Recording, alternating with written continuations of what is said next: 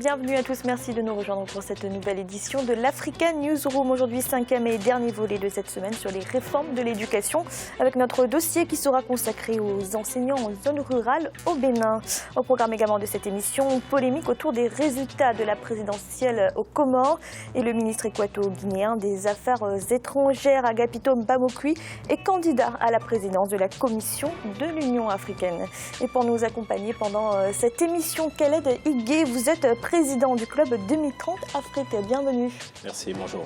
Et avec nous également nos éditorialistes, Alfred Chango, bienvenue. Ravi de vous retrouver autour de ce plateau, Fanny, et puis à mes très chères téléspectatrices. Je suis ravi aussi de les retrouver.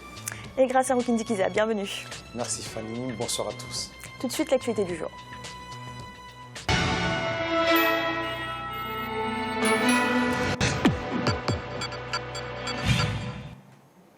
Situation très confuse aux Comores après l'annonce des résultats provisoires de l'élection présidentielle par la commission électorale. La victoire d'Azali Assoumani est confirmée, mais le camp adverse ne reconnaît pas ces résultats et attend le verdict de la Cour constitutionnelle. Corinne Candem. Polémique autour des résultats provisoires des élections présidentielles partielles d'Anjouan. Ils étaient quelques 6305 électeurs de l'île comorienne d'Anjouan à avoir voté ce mercredi 11 mai, comptant pour le deuxième tour bis du scrutin présidentiel. Seulement voilà, la publication ce jeudi 12 mai des résultats provisoires par la vice-présidente de la CENI semble à nouveau plonger l'île dans une crise post-électorale. Alors que les partisans du colonel Azali Assoumani, crédité de 2,27%, revendiquent et savourent la victoire, ceux du vice-président Mohamed Ali Swalihi, crédité de 1,30%, rejettent la légitimité de la CENI et ne reconnaissent que la Cour constitutionnelle comme seul organe habilité à proclamer les résultats. Il y a eu une initiative également malvenue de la part d'un membre de la commission électorale nationale indépendante, et en l'occurrence la vice-présidente, qui s'est permis, sans l'autorisation de l'institution, et en particulier du président de l'institution, de prononcer des résultats provisoires que la commission électorale n'était pas habilitée à prononcer. Et d'ailleurs, le président de la commission, M. Gaza, s'est prononcé et s'est désengagé par rapport aux résultats qui ont été annoncés par la vice-présidente. Pour les partisans du clan Assoumani, cet arrêt ne serait qu'une fausse rumeur que les partisans du clan Swalihi propagent afin de créer la confusion et remettre en cause la victoire du colonel Azali Assoumani. Le code électoral comorien est clair, c'est la CENI qui publie les résultats. C'est pour cette raison qu'ils essaient de distiller des fausses rumeurs visant à dire qu'il y a que la Cour qui pourra publier les résultats, alors que ce n'est pas le rôle de la Cour constitutionnelle et le juge du contentieux juridique, c'est son rôle, tout simplement. Il faudra attendre l'annonce de la Cour constitutionnelle pour dissiper la confusion. Selon son calendrier initial, celle-ci devra intervenir lundi 16 mai au plus tard. Alfred, quel regard portez-vous sur cette situation aux Comores ? Les Comores nous ont habitués justement à ces genres de situations, des palinodies, un coup c'est ceci, un coup c'est cela. Mais il faut enfin que les Comoriens arrivent à grandir un peu. Bien sûr, il y a du folklore, il y a des part et d'autres, des présidents de la commission électorale qui s'en va avec les urnes et tout, et puis la vice-présidente de la commission qui proclame des résultats provisoires, contestation de l'opposition, disant mais enfin il n'avait pas le droit de le faire. Finalement, je crois que lundi on saura, rien ne changera. La commission électorale, la Cour constitutionnelle confirmera la victoire de Assoumani. Et donc c'est dommage qu'en Afrique, en général et en particulier dans un certain nombre de pays, il n'y ait pas de transparence dans les élections. Je crois que le minimum à avoir, c'est ça, la transparence, qui donne de la crédibilité au scrutin et le respect justement des résultats. Je ne sais pas combien de temps il nous faudra en Afrique pour que nous arrivions à grandir et arriver à des élections qui soient crédibles et incontestables. Là, en l'occurrence, il faut que les Comoriens reviennent à des bons sentiments pour qu'on avance, qu'on sorte justement de ces bisbilles qui ne font du bien à personne. Gratien, alors Alfred l'a dit, le président de la commission électorale s'est désengagé, il s'est enfui. Est-ce que cela remet en question la fiabilité des résultats ? Non, une personne peut s'enfuir sans remettre en cause la fiabilité des résultats. Mais on voit bien, là, c'est un problème inverse. Ailleurs, c'est le candidat de l'opposition qui conteste. Ici, on retrouve, c'est l'opposant qui a gagné et c'est le candidat du pouvoir qui conteste. Cela veut dire, en fait, qu'il y a une certaine avancée aux Comores, une avancée démocratique.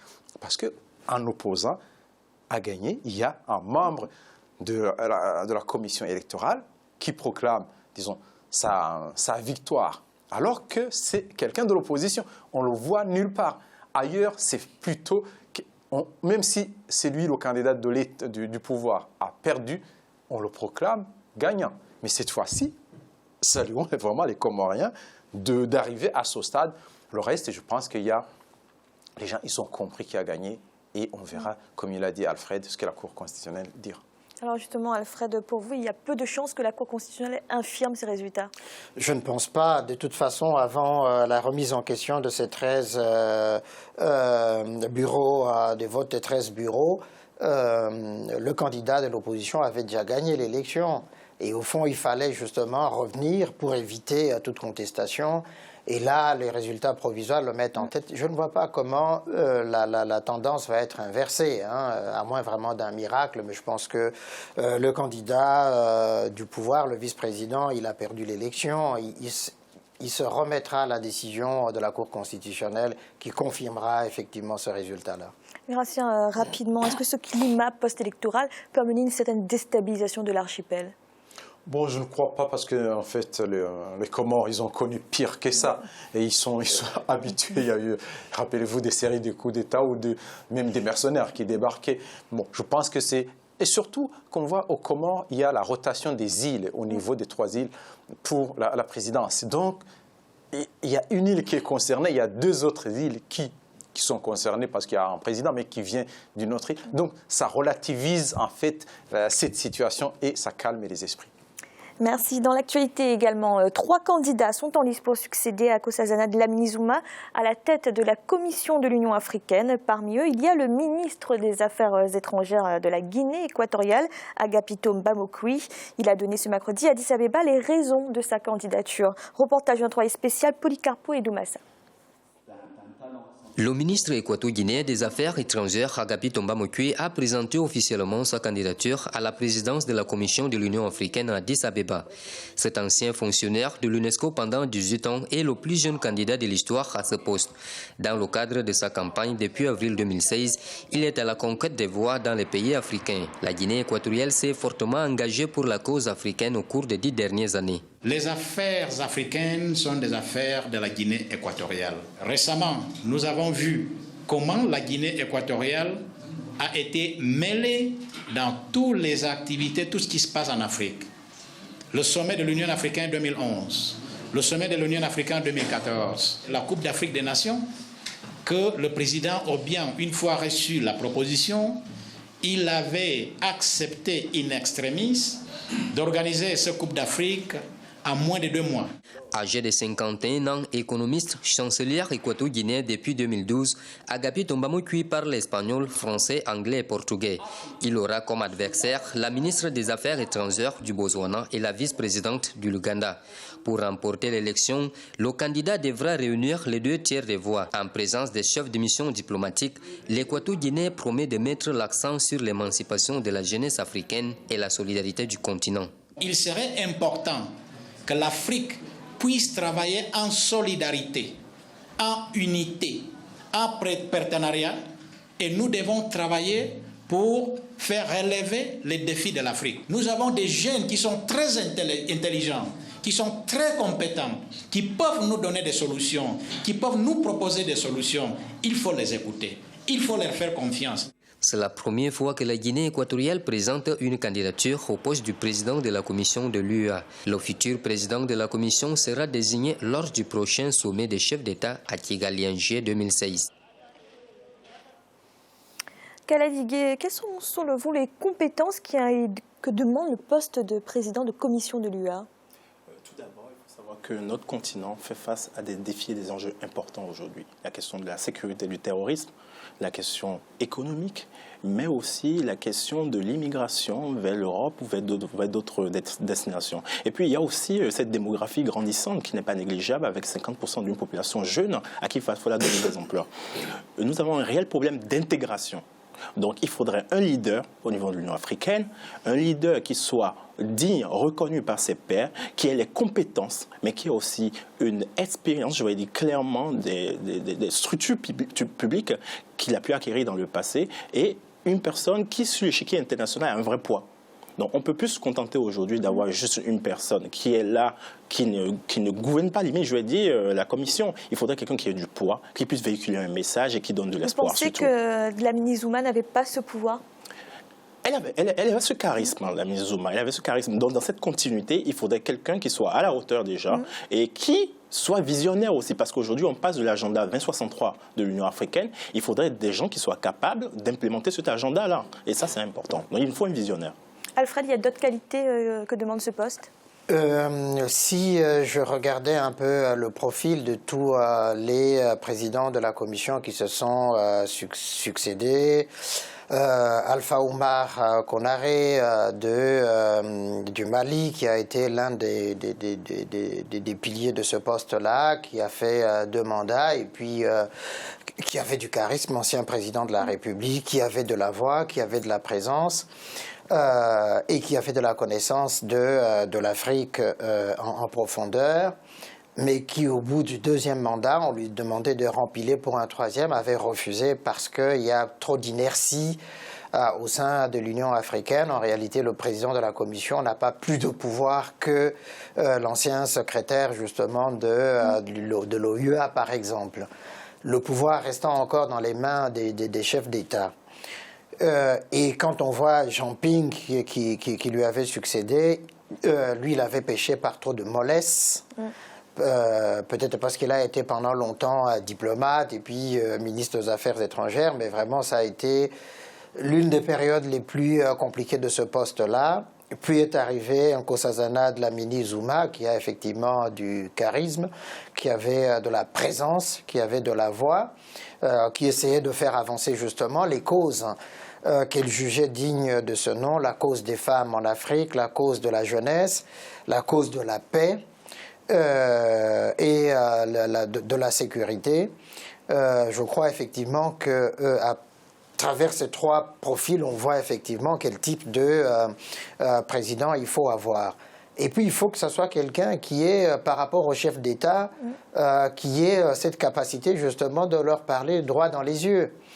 C'est l'une des choses justement que Alpha Oumar Konaré avait relevé à l'époque où il était le président de cette commission-là. Il faut vraiment que ce soit quelqu'un qui ne soit pas une carpette, qui ne s'écrase pas comme était malheureusement Jean Ping à ce poste-là. Alors les 3 candidats aujourd'hui qui s'opposent sont des candidats quand même Vous avez une préférence ?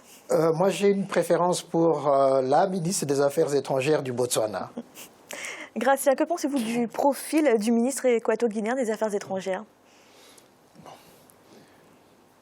C'est quelqu'un qui a beaucoup travaillé dans les institutions internationales, hors de l'Afrique, à l'UNESCO notamment, qui a été ministre des Affaires étrangères pendant un bon moment, mais pas beaucoup par rapport, disons, à ce que, surtout pour pouvoir s'imposer au chef d'État, il faut pouvoir discuter, disons, d'égal à égal avec les chefs d'État.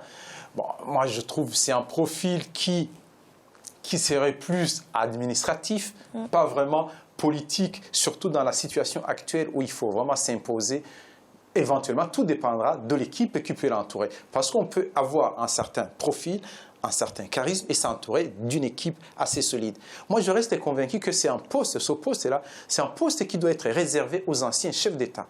Je vois par exemple un ancien président comme Jerry Rawlings. Il pourrait bien faire son travail, il connaît tout, il connaît beaucoup de gens.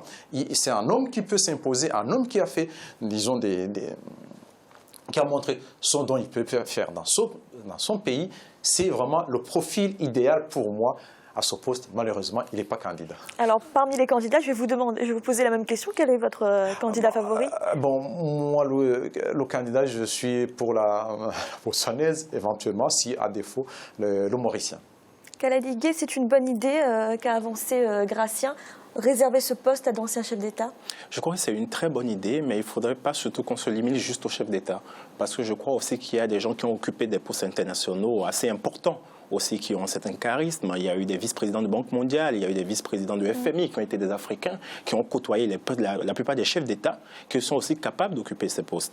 Mais je suis d'accord qu'à ce poste, il faut avoir un certain charisme. Il faut être capable de regarder les chefs d'État dans les yeux. Il faut être capable de dire non. On est sur des enjeux sécuritaires importants. Aujourd'hui, on parle de la MINUSMA, on parle de la sécurité en Afrique. Il faut des gens qui soient capables de rassembler les pays. Et pour ça, il faut connaître l'Afrique dans le fond. Et ça, c'est important. Oui, Alfred, rapidement. Oui, rapidement, je voulais ajouter simplement une chose. Je suis désespéré de ne pas voir Donald Kaberuka se présenter à ce poste, par exemple. Ça aurait été quelqu'un vraiment de très bien à ce poste-là. Bon, peut-être qu'il espère être candidat au Rwanda, je ne sais pas. Merci. Nous allons marquer une courte pause en instant, la deuxième partie de l'Africa Newsroom. À tout de suite.